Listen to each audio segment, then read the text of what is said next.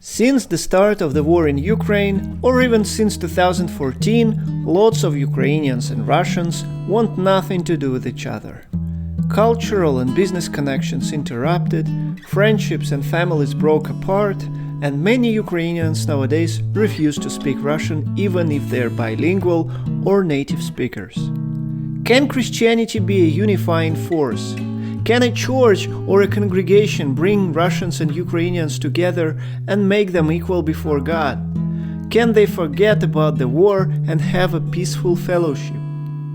Fortunately, there are such cases, such communities, and such people worshiping together. Let's discuss some of them. First, even though the war may be between Russia and Ukraine, there are Russians and Ukrainians on both sides.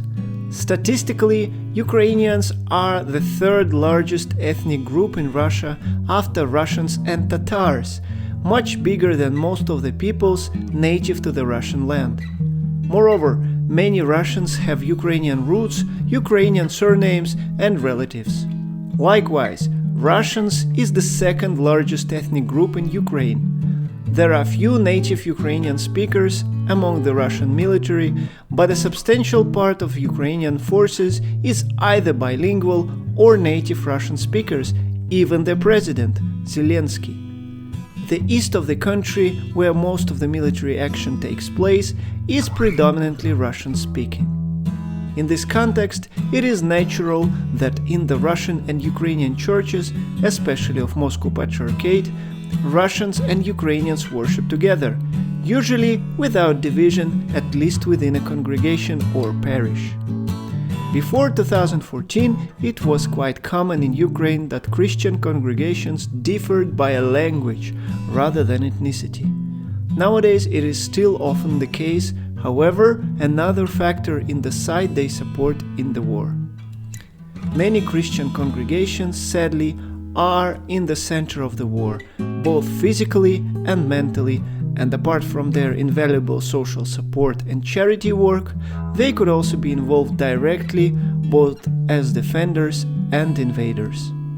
However, there are certain evangelical communities that remain pacifist even in the war zones. They are commonly active in providing food, shelter, and medical aid, sometimes without discrimination for both sides of the conflict. One of the brightest examples of such communities is Jehovah's Witnesses. They refused to serve in the army and bear arms, for which they were persecuted in the Nazi Germany and Soviet Russia. They are harshly persecuted again in the modern Russia, labeled extremist and put in prison for many years. In Ukraine, they enjoy freedom and are even exempt from the draft. Despite all the differences, their religious identity and community is so much stronger than any ethnic, national, and even linguistic differences that they stick together at all times. With pride, Jehovah's Witnesses in Ukraine tell in the interviews to my colleagues that they have zero doubts that nobody in Ukraine will ever be killed in this war by a Russian Jehovah's Witness. In Finland, for example, there is still no Ukrainian-speaking congregation of Jehovah's Witnesses. Hence, they worship in Russian, together with Russians, Belarusians, and other Russian speakers.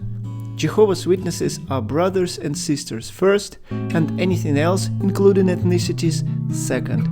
After all, the same regime that kills and bombs their homes in one country puts them in prison in the other one. Please like the video, leave a comment, and subscribe to the channel. I see you all next time.